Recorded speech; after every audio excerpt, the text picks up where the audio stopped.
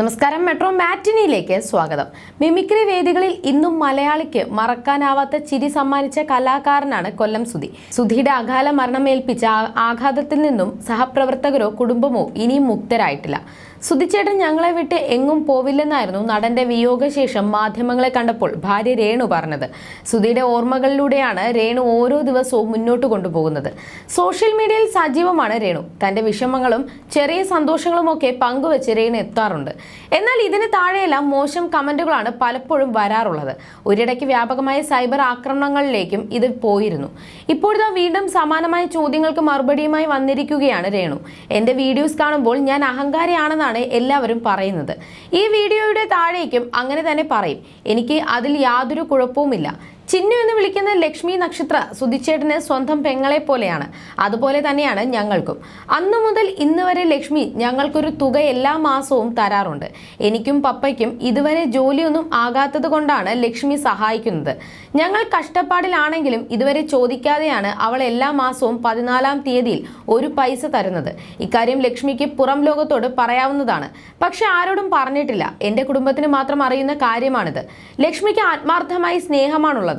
അതുകൊണ്ട് ഇക്കാര്യം ഞാൻ എല്ലായിടത്തും തുറന്നു പറയുമെന്നും രേണു വ്യക്തമാക്കുന്നു. പിന്നെ ഞാൻ ഒരുങ്ങി നടക്കുന്നതിനെ പറ്റിയും പലരും വിമർശിക്കാറുണ്ട്. ഞാൻ എൻ്റെ സുധിച്ചേട്ടൻ്റെ ഇഷ്ടത്തിനനുസരിച്ചാണ് നടക്കുന്നത്. ഒരു പിച്ചക്കാരിയെ പോലെയോ വെള്ള സാരിയോ ഉടുത്തോ നടന്നാൽ ഈ പറയുന്നവർക്ക് സന്തോഷമാകും. എന്നാൽ എൻ്റെ സുധിച്ചേട്ടൻ്റെ ആത്മാവിന് സങ്കടമായിരിക്കും.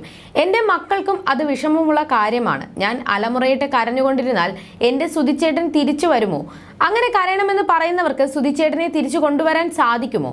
രേണു ചോദിക്കുന്നു. സുധിച്ചേട്ടന്റെ ആത്മാവ് എൻ്റെ കൂടെ ഉള്ളിടത്തോളം കാലം ഞാൻ നന്നായി തന്നെ നടക്കും. പിന്നെ രണ്ടാമത്തെ വിവാഹത്തിനെ കുറിച്ച് പലരും ചോദിക്കാറുണ്ട്. ഇനിയൊരു വിവാഹം വേണ്ടെന്ന് തന്നെയാണ് എൻ്റെ തീരുമാനമെന്നും രേണു വ്യക്തമാക്കുന്നു. സുധി ഇല്ലാത്ത ജീവിതവുമായി പൊരുത്തപ്പെട്ട് വരികയാണെന്നും മക്കൾക്ക് വേണ്ടിയാണ് തൻ്റെ ഇനിയുള്ള ജീവിതമെന്നും രേണു പറഞ്ഞിരുന്നു. പൊരുത്തപ്പെട്ട് തുടങ്ങിയല്ലേ പറ്റൂ. അദ്ദേഹത്തിന്റെ സാന്നിധ്യം ഇല്ലെന്നേ ഉള്ളൂ. ആത്മാവെന്നൊരു സത്യം എൻ്റെ കൂടെ തന്നെ ഉണ്ടാകും. കരഞ്ഞുകൊണ്ടിരുന്നാൽ അത് എനിക്കും കുഞ്ഞുങ്ങൾക്കുമെല്ലാം നെഗറ്റീവ് ഉണ്ടാക്കും. ഞങ്ങളുടേത് പ്രണയ വിവാഹമായിരുന്നു. ഫ്ലവേഴ്സിലെ ടമാർ പടാർ എന്ന ഷോയുടെ പ്രൊഡ്യൂസർ സുബീഷ് എൻ്റെ സുഹൃത്തായിരുന്നു. സുധിച്ചേട്ടന്റെ പ്രകടനം ഇഷ്ടമായതുകൊണ്ട് ഞാൻ അദ്ദേഹത്തിന്റെ നമ്പർ സുബീഷേട്ടനോട് ചോദിച്ചു. അദ്ദേഹം തന്നിരുന്നില്ല ആദ്യം. കുറെ നാൾ ചോദിച്ചപ്പോൾ തന്നു. പരിചയപ്പെട്ടു. വാട്സാപ്പിൽ മെസ്സേജ് അയച്ചപ്പോഴൊന്നും പ്രതികരിച്ചിരുന്നില്ല അദ്ദേഹം.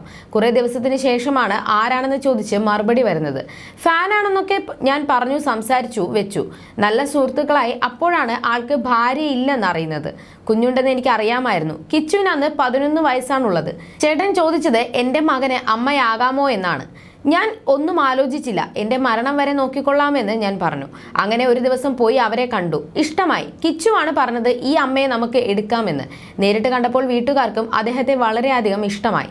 ആഗ്രഹിച്ചതിനേക്കാൾ സ്നേഹം എനിക്ക് അദ്ദേഹം തന്നു. 5 വർഷമായിരുന്നു ഞങ്ങളുടെ ദാമ്പത്യം. അദ്ദേഹം 500 വർഷത്തെ സ്നേഹം എനിക്ക് തന്നുവെന്നാണ് രേണു പറഞ്ഞിരുന്നത്. You're watching me on metromatney.com. on metromatney.com.